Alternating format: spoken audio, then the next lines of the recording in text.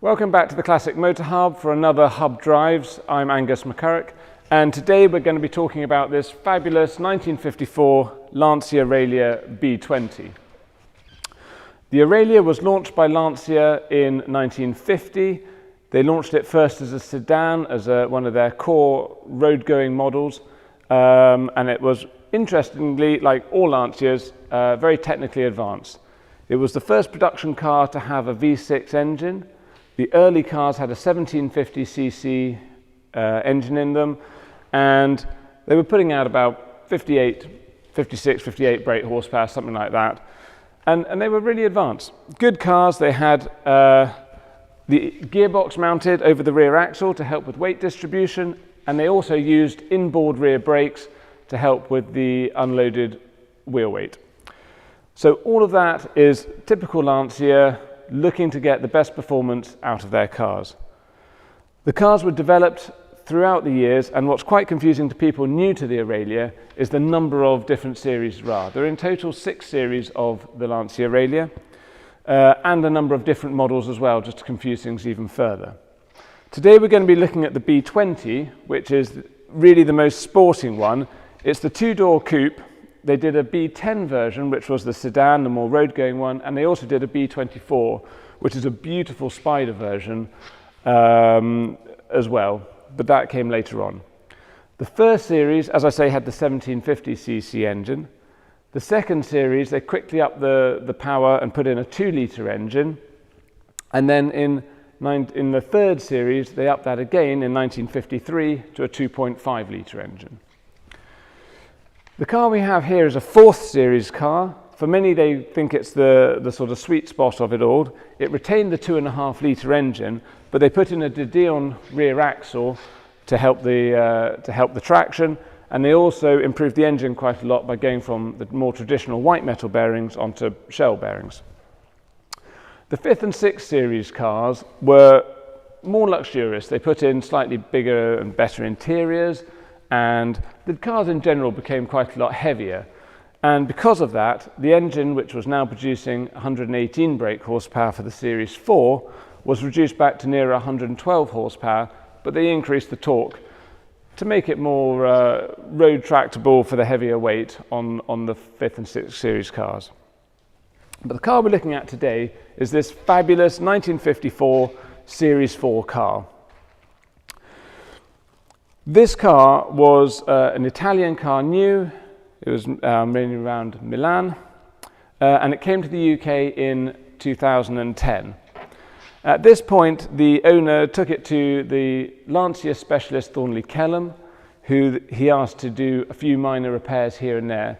And with so many of these things, it completely snowballed, and he ended up doing what can only be described as the most complete and professional restoration we've seen in a very long time. In the total, 2,700-hour restoration. That's a phenomenal amount for any car, but on a car of this sort of size, this isn't a huge Rolls-Royce from the mid-teens. This is a small 50s coupe, and for 2,700 hours, they did absolutely everything. There are a number of mechanical improvements done to this car, the most noticeable being the performance upgrades, all of which were period correct. These cars were originally column change, but in period you could have a Nardi conversion to put it as a floor change, which is obviously much more optimal for performance driving. It also had the same Nardi twin carburetor upgrades to the engine, and also the Nardi camshafts, ported head, polished, all the bells and whistles. Combined with that, it also had a high-flow stainless steel exhaust, but to the original specifications as far as the shape and everything went, so it looks nice and period correct.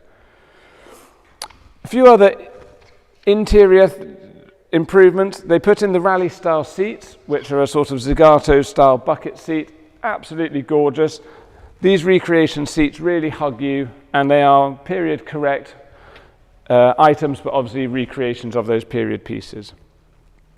It's also had a DAB, nice concealed radio, so you can have all your nice modern music, iPhones and iPods and all that sort of thing, but again, discreetly hidden behind an old radio.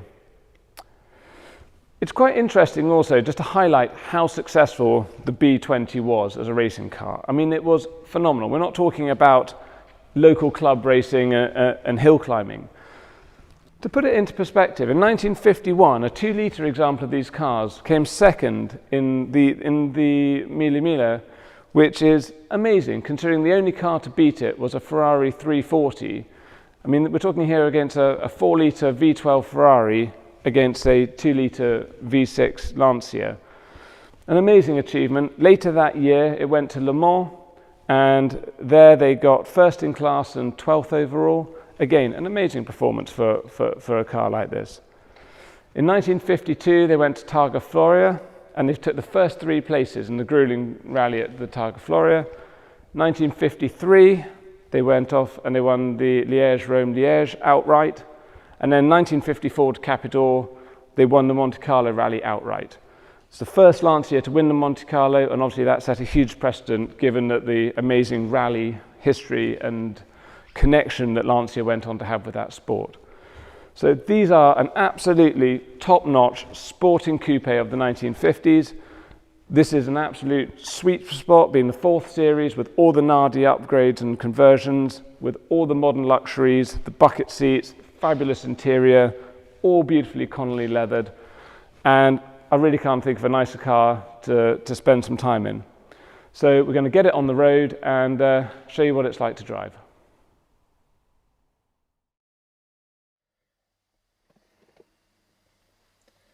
So here we are inside this fabulous Lancia.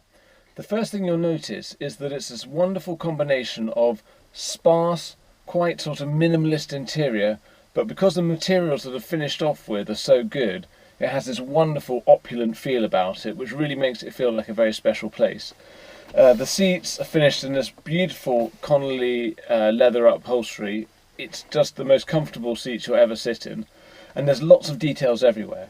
You'll see that the seat belts, which I'm going to put on now, are finished in a matching colour to the interior, which I think is a really nice touch. And they have these lovely chrome buckles, and I think it just it makes it feel just a bit more special. Let's get the door shut. Even other little details, there's a lovely little fire extinguisher down the back here that you'll see, which has even been painted in the same sort of tan interior as the seats. Again, it just makes it a bit more discreet, but it's still there, and it's that level of detail which Thornley Kellam have really made this car sort of be that much more special than all the rest. To start it, it's the old-fashioned twist and push like all the 50s Italian cars. Starts beautifully. A really lovely exhaust note to it.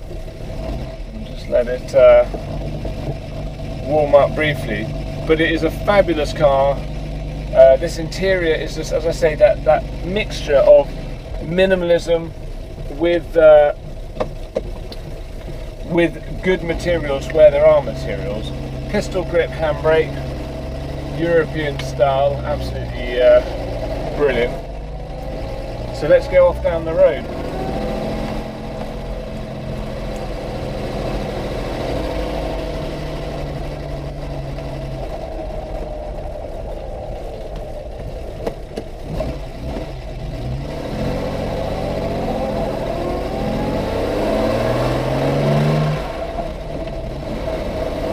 One of the things to note about this car is how easy it is to drive.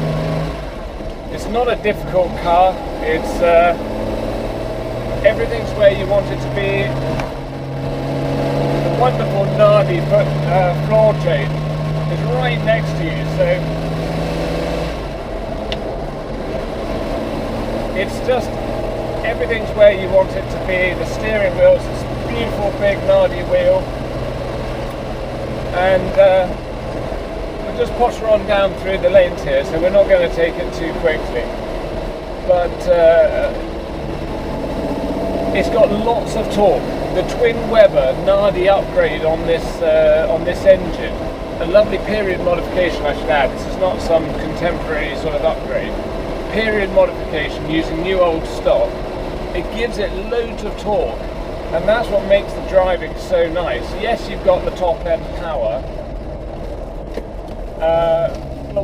really get is low-end torque as well, so that you're not in and out of the gears all the time. I mean, there we slowed down to pass a car in top gear, slowed down to quite a sort of almost walking pace. I know we're on a slight sort of downward incline, but even so, it picks up. There's no juddering, there's no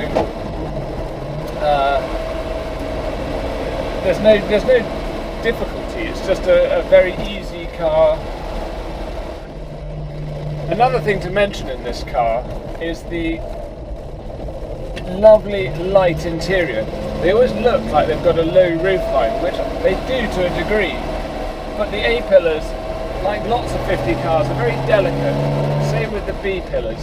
And because of that, you get this wonderful expanse of glass, and that gives you a really airy, bright interior that's a nice place to be. It's not, you don't feel enclosed.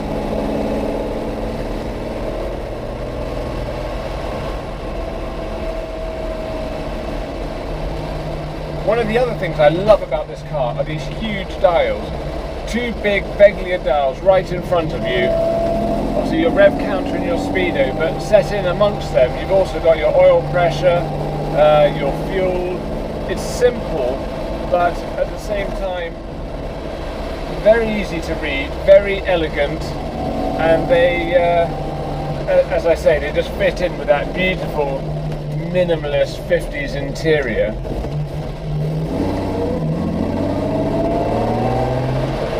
Steering, both on the country lanes and now we're coming up onto some faster A roads, is always really nice, really light. You can feel it on the end of your fingers. This is all because of that rear-mounted gearbox. It gives a lovely, much more balanced weight distribution than having it all up over the front axle. And here we go, we open her up a bit. You can hear that beautiful engine note. But the real beauty of this car is the handling.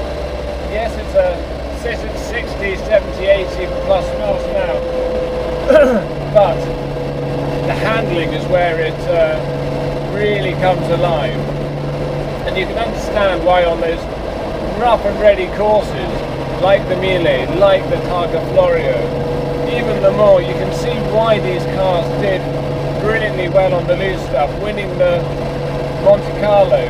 It's all down to that fabulous weight distribution, and in this, you know, sweet spot Series 4 with the Dion rear axle as well, it just finds traction everywhere.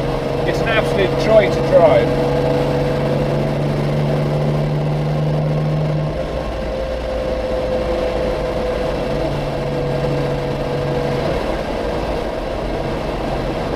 In these Lancia Aurelias, you've got loads of space as well. Behind the two seats on this example, we've got a parcel shelf, which would fit, to be honest, plenty of luggage for most trips. But you've also got a huge boot as well, so if you did want to use this for touring or longer distance rallies, I really can't think of a better car.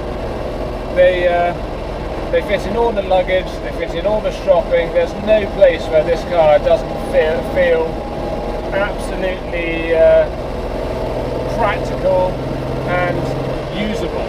Which, let's face it, when you have these sorts of cars, you want them to be usable, because otherwise, if they are difficult, or there are certain cars where you don't get much luggage space, you don't use them. Whereas these, go and do a rally, go and do a tour in comfort. You know, the wife can take all of her hats and all the rest of it, and you won't get into too much trouble.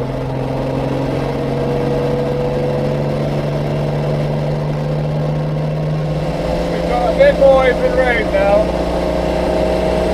We're sitting at about 65 miles an hour, and it's, as you can see, just beautifully competent, very easy to drive, and very usable in modern traffic.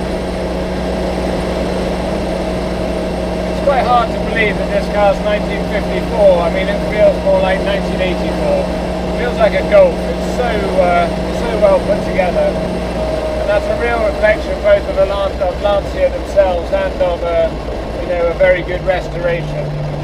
You may pay more for a fully restored car, but you know what, you get more, so that's just the way it is in life. We'll drop it down a cog.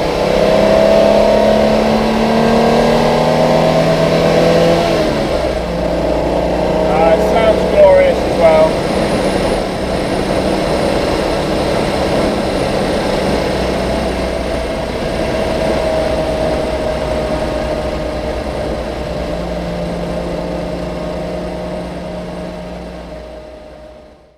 As many of you will know, I'm always banging on about the history of cars because for me it's one of the most important things.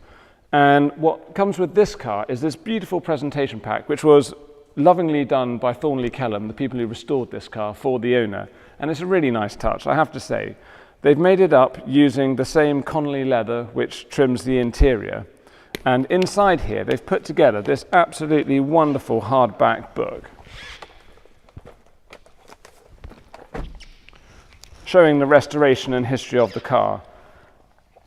Starting with a nice little bit about the car, it goes all the way through, showing the fabulous job that they've done restoring this car, all the modifications and all of the work and love over that 2,700-hour restoration. As you can see, it was a full rotisserie restoration, and not only that, but they have a lovely bit on the history of the car, showing all of the Italian owners and stamps. They've also done a really good little section showing the original specification of the car, and also the increased improvement with their new Nardi conversions and all the rest of it. So you'll see here, for example, that it's now putting out 135 brake horsepower, up from 118. It's a great car. This backs up the wonderful history, and it's things like this which make this sort of car so special.